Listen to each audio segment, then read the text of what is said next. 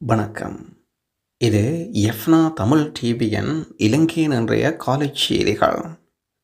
கடத்திச் செல்லப்பட்ட மாணவி மீட்பு அம்பாறையிலிருந்து கண்டிக்கு புறப்பட இருந்த சொகுசு பேருந்திலிருந்து பிரதான சந்தேக நபரும் மாணவியும் கண்டுபிடிக்கப்பட்டனர்.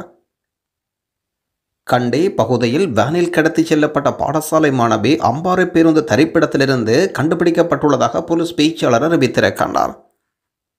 இன்று காலை கண்டிக்கு புறப்பட இருந்த சொகுசு பேருந்திலிருந்து கடத்திச் செல்லப்பட்ட நபரையும் குறித்த மாணவியும் போலீசார் கண்டுபிடித்திருப்பதாகவும் அம்பாறை பகுதி விடுதியொன்றில் இருவரும் இருந்ததாக தகவல் வெளியாகியிருக்கிறது.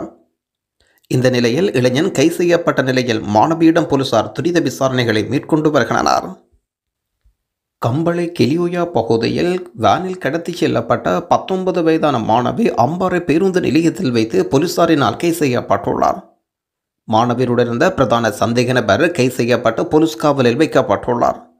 மாணவியை கடத்திய பிறகு சந்தேக நபர் அம்பாறை பகுதிக்கு அழைத்து சென்று பல இடங்களில் வாகனங்களை மாற்றியதாக அறிய முடிகிறது. இன்று காலை பிரதான சந்தேக நபர் மாணவியை வீட்டில் இறங்கி விடுவதாக கூறி அம்பாறை பேருந்து நிறுத்தத்தில் கண்டி செல்லும் பேருந்தில் ஏறி அங்கே அமைதியாக இருக்கும்படி மிரட்டியுள்ளார்.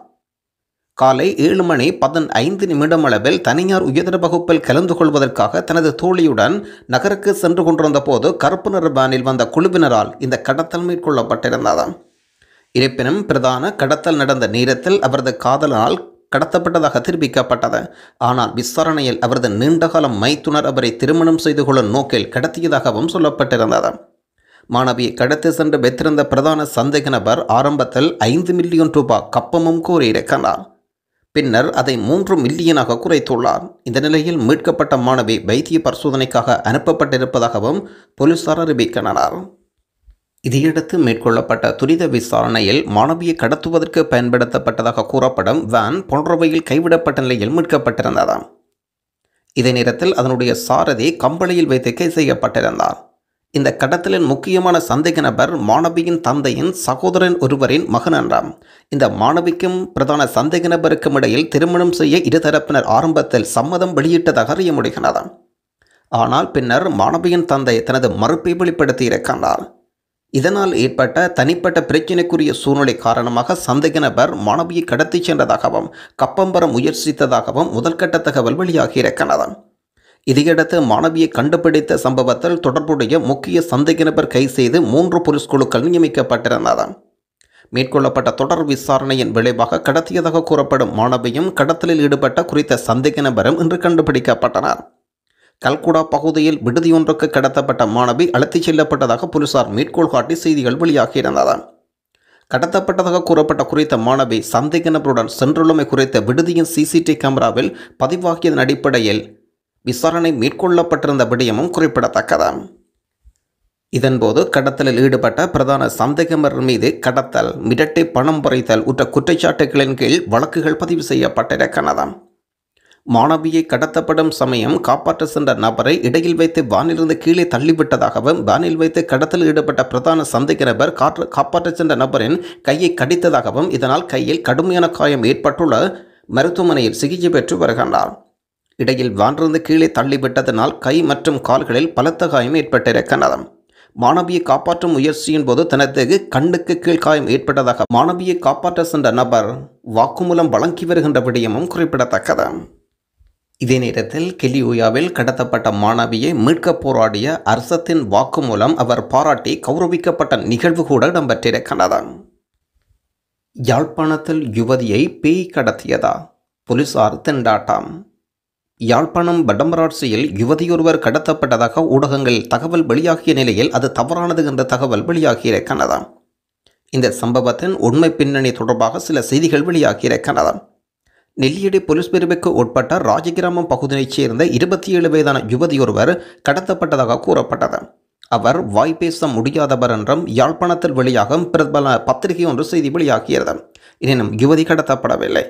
யுவதியை வீட்டில் காணவில்லை என்றதும் அவர் கடத்தப்பட்டு விட்டதாக பெற்றோர் நெல்லியடி போலீஸ் நிலையத்தில் முறைப்பாடு செய்தனர். போலீசார் இதுகுறித்து விசாரணை ஆரம்பித்த போது யுவதி வீடு திரும்பிவிட்டதாக யுவதியின் பெற்றோர் போலீசாருக்கு அறிவித்தனர். தன்னை எங்கேயோ அழைத்து சென்றதாகவும் யுவதி வாக்குமூலம் வழங்கியிருக்கிறார். யுவதியை போலீஸ் நிலையம் பெறுமாறு போலீசார் அறிவித்த போது யுவதி போலீஸ் நிலையம் பெறவில்லை. அவர் வேறு எங்கேயோ சென்று திரும்பியிருக்கலாம் என்று போலீசார் சந்தேகம் வெளியிடுகின்றனர். 15 வருடங்களின் பின்னர் கைது செய்யப்பட்ட பிரதான கைதி. சிறைச்சாலை பேருந்தின் அடியில் தொங்கி 6 கிலோமீட்டர் தூரம் தொங்கி பயணித்த கடாபி 15 வருடங்களின் பின்னர் கைது. மகசின் சிறைச்சாலையில் நீதிமன்றத்தில் அழைத்துச் செல்லப்பட்ட போது பேருந்தின் தரைப்பகுதியில் இரும்பு தகட்டை அகற்றி இரும்புச் சட்டத்தில் சுமார் 6 கிலோமீட்டர் தூரம் தூங்கிய நிலையில் பயணித்து ஹெஸ்பவே அருகின் பேருந்தின் அடியிலிருந்து வீதியில் விழுந்து தப்பிச் சென்ற கைதியொருவர் 15 ஆண்டுகளின் பிறகு கைது செய்யப்பட்டுள்ளார். கைது செய்யப்பட்ட பிரதான சந்தேக நபர் பிலியந்தை பகுதியைச் சேர்ந்த கடாபி என்று அறியப்படும் உபே சந்திர கோப்தா என்ற 43 வயதுடைய பிரதான சந்தேக நபர். இவர் இராணுவ காவல்படை பிரிவில் முன்னாள் சிப்பாய். ஆகஸ்ட் 3 2010 இந்த சம்பவம் இடம்பெற்றிருந்தது. கிராமிய வங்கிக்கு சென்ற நபர்கள் துப்பாக்கி காட்டி மிரட்டி கொள்ளையடிக்க முயன்றார் என்றும் வங்கி மேலாளர் அவசரகால சத்தத்தை ஒலிக்க சுற்றியுள்ள பகுதியைச் சேர்ந்த குழு அங்கு வந்து இதனால் சந்தேக நபர் கொள்ளையடிக்க முடியாமல் தப்பியோடினார்.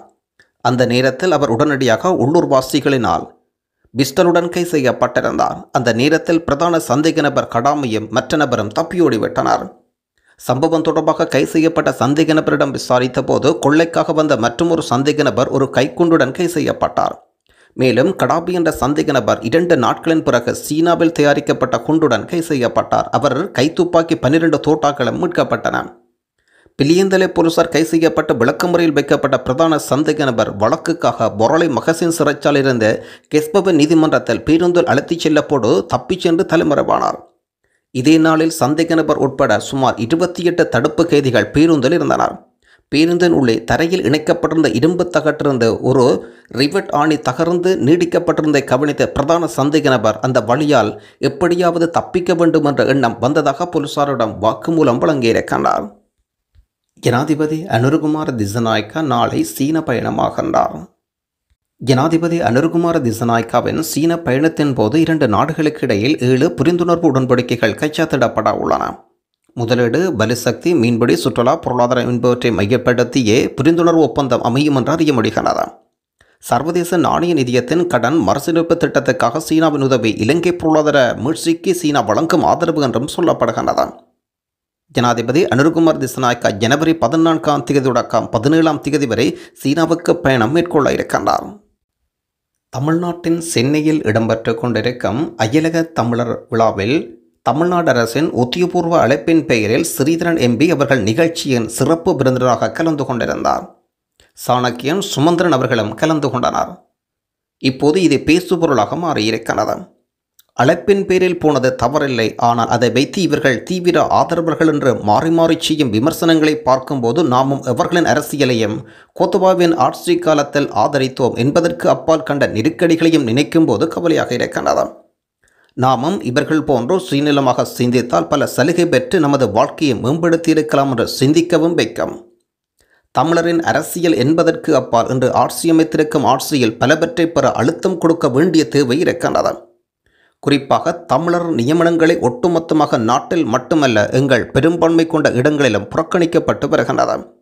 இன்னும் பயங்கரவாத தடை சட்டம் நீக்கப்படவில்லை. நீண்டகால அரசியல் கைதிகள் விடயத்தில் எந்த முடிவுகளும் இல்லை. கடந்த ஆட்சியில் கையகப்படுத்திய தொல்லியல் என்ற பெயரில் எமது வரலாற்று முக்கியத்துவம் பெற்ற நிலம், வளம் மீள கிடைக்கவில்லை. அரசியல் தீர்வு விடயத்தில் ஆக்கப்பூர்வமான நகர்வுகள் இல்லை. படுகொலை செய்யப்பட்ட தமிழருக்கு நீதிகள் இல்லை. குறிப்பாக மக்களின் வாழ்க்கை செலவை குறைக்கும் எந்த நிலைப்பாடு கூட இல்லை.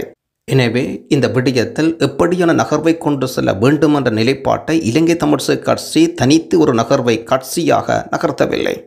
இவை தொடர்பில் மக்களின் எழுச்சி போராட்டங்களை முன்னெடுத்து வரும். மக்களுடைய அரசியலுடன் ஒப்பிடும் போது பழம்பெரும் கட்சியான நாங்கள் என்ன செய்து கொண்டிருக்கின்றோம்? அரசியல்வாசிகள் சிந்திக்க வேண்டும். சிந்திப்பார்களா? ரோஹிங்கிய முஸ்லிம் விவகாரம் வடகிழக்கு இணைப்பாளர் விசாரணைக்கு அழைப்போம். வடகிழக்கு சிவில் ஒருங்கிணைப்பு குழுவின் இணைப்பாளர் ஜான்சன் கொழும்பில் இருக்கும் குற்றப்புலனாய்வு திணைக்களம் தலைமை அலுவலகம் விசாரணைக்கு அழைத்துள்ளனர். குறித்த சம்பவம் தொடர்பில் அண்மையில் இலங்கை முல்லைத்தீவு கடலில் ரோஹிங்கிய முஸ்லிம்கள் ஏற்றிய படகு தமக்கு அடைக்கலம் தருமாறு வருகை தந்தனர். குறித்த படகில் வந்த சுமார் 100க்கும் அதிகமானவர்கள் விமானப்படையின் கண்காணிப்பில் தடுத்து வைக்கப்பட்டுள்ளனர். இந்த நிலையில் அவர்களை நாடு கடத்த தொடர்பில் பரிசீலிக்கப்பட்டு வந்த நிலையில் அவர்களை நாடு கடத்த வேண்டாம் என்று முல்லைத்தீவு மாவட்ட சீலத்துக்கு முன்னால் வடகிழக்கு சிவில் ஒருங்கிணைப்பு குழு விசேட கவனஈர்ப்பு போராட்டத்தை முன்னெடுத்தனர். குறித்த போராட்டத்தில் பங்கு பற்றிய வடகிழக்கு சிவில் ஒருங்கிணைப்பு குழுவின் இணைப்பாளர் யான்ஸ்டன் மியன்மாரில் பாதுகாப்பு இல்லை, தமக்கு பாதுகாப்பு தருமாறு அடைக்கலம் கோரிய ரோஹிங்கிய முஸ்லிம்களை இலங்கை அரசாங்கம் மியன்மாரிடம் ஒப்படைக்கக்கூடாது என்று வேண்டுகோள் வைத்தார். அவர்களை இலங்கையிலிருந்து பாதுகாப்பாக இன்னொரு நாட்டிடம் சர்வதேச மனித உரிமை நிறுவனங்கள் கண்காணிப்பில் அவர்களை பாதுகாக்க வேண்டும் என்றும் கவனஈர்ப்பு போராட்டம் முன்னெடுக்கப்பட்டிருந்தது. இந்த நிலையில் குறித்த போராட்டம் தொடர்பில் வாக்குமூலம் ஒன்றை பெறுவதற்காக கொழும்பில் இருக்கும் குற்றப்புலனாய்வு தலைமை அலுவலகம் வருமாறு அழைப்பு விடுக்கப்பட்ட விடயம் குறிப்பிடத்தக்கது. இதே நேரத்தில் பாராளுமன்றத்தில் ரோஹிங்கிய அகதிகளை மீண்டும் மியன்மாருக்கு அனுப்ப வேண்டாம் என்று எதிர்க்கட்சி தலைவர் சயீத் பிரேமதாச மற்றும் முஸ்லிம் காங்கிரஸ் தலைவர் ஹக்கீம் மற்றும் ரிசாட் பதுதீன் ஆகியோர் கூட்டாக வலியுறுத்தியிருந்த விடயமும் குறிப்பிடத்தக்கது. இஸ்ரேலில் இல்லாமல் போன இளைஞர்களுக்கு 10,000 தொழில் வாய்ப்புகள்.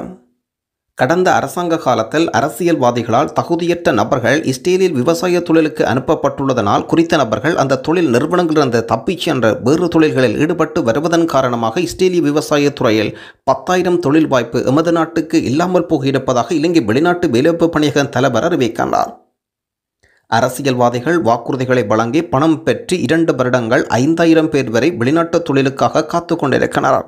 இதற்கு முன்னர் முறையற்ற வகையில் நபர்களை ஒவ்வொரு இடத்திலிருந்து அழைத்து வந்து வெளிநாட்டுக்கு தொழிலுக்கு அனுப்பி வைக்கின்றனர்.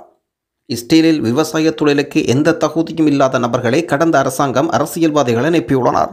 இதனால் குறித்த நபர்கள் அவர்கள் தொழில் புரிந்த இடங்களிலிருந்து தப்பிச் சென்ற வேளிர் தொழிலில் ஈடுபட்டு வருவதனால் இஸ்ரேலில் விவசாய துறையில் 10,000 தொழில் வாய்ப்புகள் மீதமிருப்பதாக சொல்லப்படுகின்றது. ராஜபக்சர்கள் மீது அனுரகுமார திஸ்ஸநாயக்காவின் குற்றச்சாட்டுகள் எதுவும் நிரூபிக்கப்படவில்லை. நான் மதுபானம் அருந்துவதில்லை. பல்வேறு காரணிகளால் எம்மை விட்டு விலகிச் சென்றவர்கள் மீண்டும் எம்முடன் ஒன்றிணையலாம். உள்ளூராட்சி மன்ற தேர்தலில் கூட்டணி அமைப்பது தொடர்பில் அவதானம் செலுத்தப்படுகின்றது என்று ஸ்ரீலங்கா பொதுஜன பெரமுனவின் தேசிய அமைப்பாளர் நாமல் ராஜபக்ச அறிவிக்கின்றார். மஹிந்தவை கைது செய்வதில் அனுர அரசாங்கம் தயக்கம். இலங்கை ஆட்சி மாற்றம் ஏற்பட்ட போதும் அரசாங்கத்தின் நிர்வாக கட்டமைப்பில் பாரியளவில் மாற்றங்கள் ஏற்படவில்லை. ஜனாதிபதி அனுரகுமார திஸ்ஸநாயக்கா முன்னாள் ஜனாதிபதி மஹிந்த ராஜபக்சவுக்கு எதிராக நடவடிக்கை எடுக்க தயங்குவதாக கொழும்பு பல்கலைக்கழகத்தின் பொறியியல் துறை பேராசிரியர் கணேசமூர்த்தி அறிவிக்கின்றார். அத்துடன் மஹிந்த குடும்பத்தினரை கைது செய்து அவர்களுக்கு எதிராக ஆதாரங்கள் திரட்டுவதை விட ஆதாரங்களை முதலில் திரட்ட அரசாங்கம் திட்டமிட்டிருக்கலாம். இவ்வாறான சூழலில் நாடாளுமன்ற உறுப்பினர் நாமல் ராஜபக்ச முடிந்தால் எங்களை கைது செய்து காட்டுங்கள் என்றும் கூறியிருந்த விடயம் குறிப்பிடத்தக்கது. அரசியல் கைதிகள் விடுதலையை வலியுறுத்தி திருகோணமலையில் கையெழுத்து வேட்டை. பல வருடங்களாக சிறையில் தடுத்து வைக்கப்பட்டுள்ள அரசியல் கைதிகளை விடுதலை செய்யுமாறு வலியுறுத்தி கையெழுத்து போராட்டம் திருகோணமலை சிவன் கோயிலுக்கு முன்னால் நடைபெற்று கொண்டிருக்கின்றது. குறித்த கையெழுத்து வேட்டையானது போராளிகள் நலன்புரி சங்கம் ஏற்பாட்டில் முன்னெடுக்கப்படுகின்றது.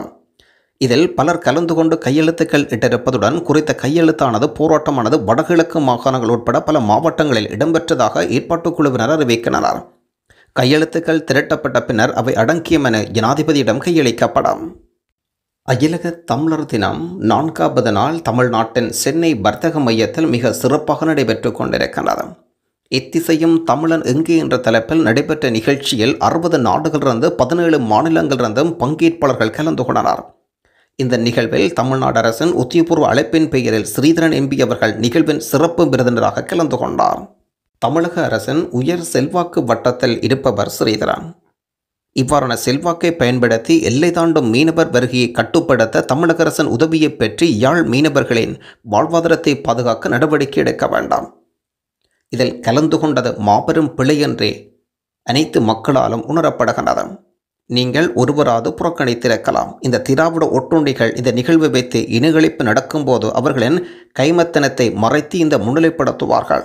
அப்படி தப்பு செய்திருந்தால் இத்தனை நாட்கள் இருந்த தமிழர்கள் வந்திருப்பார்களா என்று நாடகம் நடிப்பார்கள். திராவிடத்தின் விஷமறிந்து விலகி நில்லுங்கள். குறிப்பாக திராவிடம் தமிழினத்தின் துரோகிகளின் கூடாரம். எம் சொந்தங்கள் முள்ளிய வாய்க்காலில் கொத்து கொத்தாக கொல்லப்பட்டு கொண்டிருந்த போது மானாட மயிலாட ஆபாச நிகழ்ச்சிகள் நடத்தி களிப்புற்ற கூட்டம் இப்போது ஈவூராவின் முகத்திரை கிழித்து தொங்குகின்றது. திமுக தமிழ் தேசியத்தை எதிர்க்க கபடநாகாடகம் உங்களை வைத்து நடத்துகின்றது. சிந்தனை என்று செயற்திட்டத்தின் விளைவு கடந்த தேர்தலில் தமிழரசு யாழ் தேர்தல் தொகுதியில் பெற்றது. ஞாபகம் இருக்கட்டும் என்று நம்புகின்றோம். தமிழ் வாழ திராவிடம் கருவறுக்க வேண்டியது தமிழ் தேசத்தின் மிக அவசரமான தேவை. அதை முன்னொன்று செயற்பட வைக்கும் பொறுப்பு உங்களைப் போன்ற தமிழ் தேசிய தலைவர்களுடைய பொறுப்பு என்பதையும் மறந்துவிட வேண்டாம்.